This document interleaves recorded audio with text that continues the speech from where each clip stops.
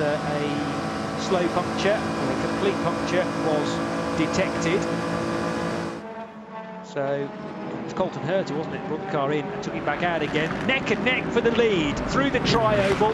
It's the 10 car to the outside, it's the 0-1 to the inside. Alexander Rossi just about hanging on to it, as clipping the dust there on the inside of turn 2 is Kevin Magnussen in car 0-1. They also had the mightily in order to keep Kevin Magnussen behind as he four-wheel drifts the 0-1 car into turn 6 to give it much tighter route through the apex and therefore on the exits. So he was able to apply the pressure, the throttle in more of a straight line than the Acura, which was heading up onto the high bank. And this could be Magnussen's opportunity. He's going to have to do it the difficult way around the outside. Can he brake later? Yes, he can. That, for me, is one of the overtakes of the race, so long as he can keep it on the road. But no, he can't. He's run too deep into the bus stop chicane. And Alexander... That very tricky left-hand turn. You have to maximise your momentum through this, get on the power, nurse that throttle to get the maximum traction out of there. And now it's a drag race. And Magnussen goes low on the banking and goes inside of Rossi, as it's a race now, side by side, through the banking turns of Speedway 1 and 2, and down the back straight. And it looks like Magnussen has got the edge, and he's certainly got that advantage of the inside line. And roads have been reversed, and round the outside is trying Rossi, but Magnussen makes it stick into and out of the bus stop. Half hours or so. So, side by side between Patrick Assenheimer and Kelvin van der Linde. Assenheimer in the all-red Abu Dhabi Racing Mercedes, trying to force Kelvin van der Linde into a slight error. Maybe he can do the overtake all the way around the outside. The high line does work at turn 14 by virtue of the camber. He's going to have to slot up the inside of the AC Motorsport Audi from the TCE series, and that slowed him down. So Kelvin van der Linde darts up the inside and gets the place back again. Right Brilliant. to the left. Guan Yu goes, drifts into the middle of the circuit, now goes out wide. Nissan covers the line, goes slow through the left-hander. Guan Yu Zhou will be getting incredibly frustrated now. He's got another opportunity. Guan Yu Zhou on the back of Roy Nissany. He tried to sell him the dummy there and it didn't work, but Nissany's too good. Nissany's, like we said, it's so hard to get past Nissany. There we see again, they're moving around quite a bit. I'm sure the stewards will have their eyes on that. Wow, Guan Yu Zhou around the outside, just sent it. The kid from Shanghai with a spectacular move. Come through the green flag waves, we'll see the white flag. Oh no, we've been told that. Oh, and behind, off on the infield, the red and white. Oh my goodness, that was a huge save. So Brian Ortiz is inside the top 10 now, in the number 4 car. And any one of the top 10. And look, the brake light's coming on from the second place driver. He's not actually braking, he's just riding the brake with his left foot so he doesn't run into the leader.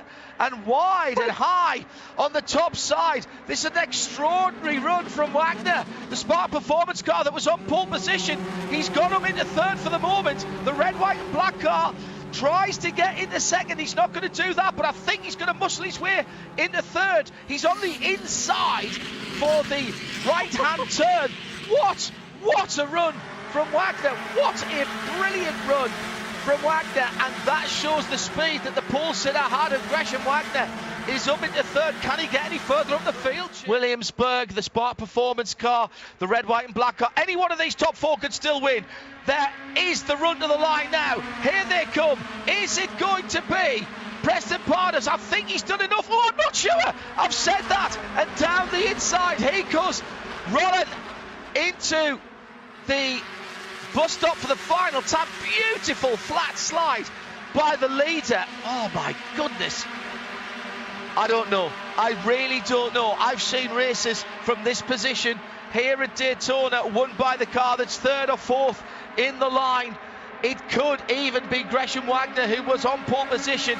He benefited from the full course yellow one, Lonnie Hunter's car, and all of a sudden from line to stern, it's 1, 2, 3. It's going to be 4 wide as they go on the line. I've got no clue at all. The Idemitsu Mazda MX-5, round 1 of 2020. It could be any one of 4 cars, and it's Wagner. Wagner wins from pole position. And corner next time through. It's going to be 3 laps to go. Waters is down the inside. This is going to be a change for the lead. And Whitcup's got the run on both of them. Pull to the left. So Whitcup's got them all. No, he can't get down there. Nice job, Cam Waters. What a race. Cam Waters goes to the lead, but is it temporary? You've got Whitcup up on the outside of Mostert. Here comes Van Gisbergen. He's gone down the inside, and Van Gisbergen's gone to second. That is Nissan under attack down into turn 1. Defence, Chauvet on the outside. Stanek, the former Cosmic Car team driver, right behind. Roy Nissan under immense pressure. It's only a matter of time. Roy Nissan, he's doing everything in the book to keep Chauvet behind him. It's played into the hands of his teammate Roman Stanek, who's right there, but that's also played into the hands of Dynamite Dino, who was waiting for this opportunity. Isaac Hadja as well. They're all over the place here. Chauvet is trying everything. Chauvet knows if he gets stuck behind Roy Nissany for too long, he's got 3 cars behind him who are waiting to pounce. He needs to make that move and make it quickly. I think he's got him. Down the inside, Nissan cannot resist any longer. He's absolutely going to get mauled. Chauvet drove down the right side of the track. The sand was flying. He almost put it into the desert, but PLC in car 3, the Travel Planet entry, position 1. They are 4 wide behind. Dino goes through to second place. Stanek side by side with his teammate. Roy Nissany, the early race leader, under attack. At the moment, he's off the podium around the outside. What a move! Isaac Hadja, the 16-year-old from Paris in France for Evans Grand Prix. Set up some good races here in 2019 as well. A challenge for the lead now. Challenge for the lead out of Siberia. Mostert will try and clear him. King will have the better line through the right-hand change of direction here. Very fast part of the circuit, but Mostert will have the better run. Climbing to Lukey Heights. They stay side by side. This is awesome. Not intimidated in the slightest. Luke King, side by side. As we said before, no paint traded. That was cold tyres. Now everything's up to temperature. He's reveling here, Luke King. It's like a performance driving centre day. Coming down to the hairpin. Loads of respect between the two. Are you allowed back to those performance centre driving days? I've got a lifetime ban. Still dating back 10 years. Here they come through the final turn. Well, they might be pulling away from the rest of the field. It's a fascinating battle to watch. You will see here live. Stick around for that. Some sports cars to come your way. Drivers paired up for a bit of endurance competition. Really looking forward to that as well. And Chaz will change. Oh! Here's the replay. This is what we're talking about on the Total replay. Mostert just started this move on the outside. Traditionally, a one-line corner. We've seen cars go off there for so many years now. But he stayed there, stayed side by side, even with the marbles, the chunks of rubber that are on the track there, which can unsettle these cars.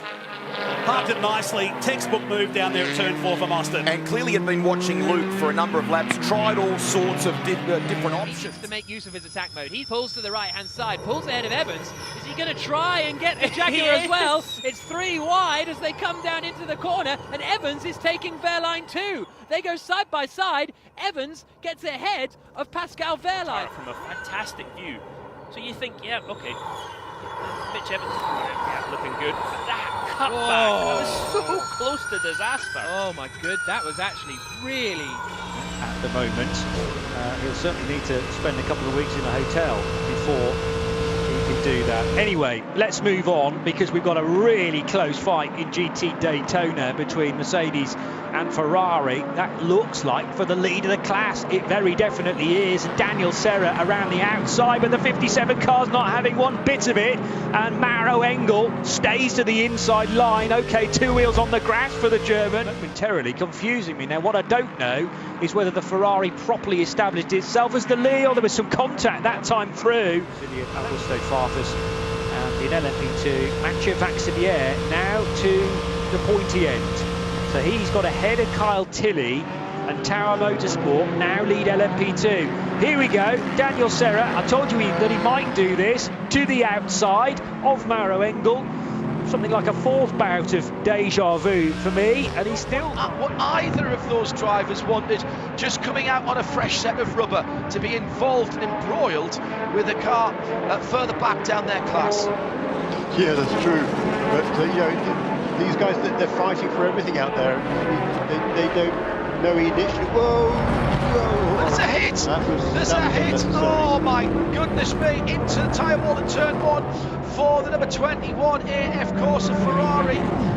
Well, Sean would have got very, very few laps at all this weekend. Looking for the move up the inside, take the lead, and he's going to do it there. It's 26 car. Oh, so well done, Sean Galil. Yeah. Tough that one out. After what's been a nervy Dubai, that shows confidence. Traffic. Tucked up behind again, looking for an opportunity that maybe traffic will offer him. He's got the toe here, hasn't he? He has, but Sean just needs to place his car in the right spot here. But has he? It's a gutsy knock up the inside. He kind of knew he was there, which is good. It's now just going to be about the run off of this corner. Aston Martin getting involved there briefly. Yeah. Gets the better run out of that corner though, and is ahead. Yeah, but it's going to be another drag race down into turn 11. He's on the wrong side of the road this time. Binder's on the wrong side, but he's going to go around the outside. Wow. It's a strong move. It was better. It was certainly a better exit from the flick flag. Into the 27s now, they're getting quicker and quicker. Joe Lawson set the lap record yesterday at 1 minute 25.6. There was some talk as Randall runs wide, locks the brake into the southern loop.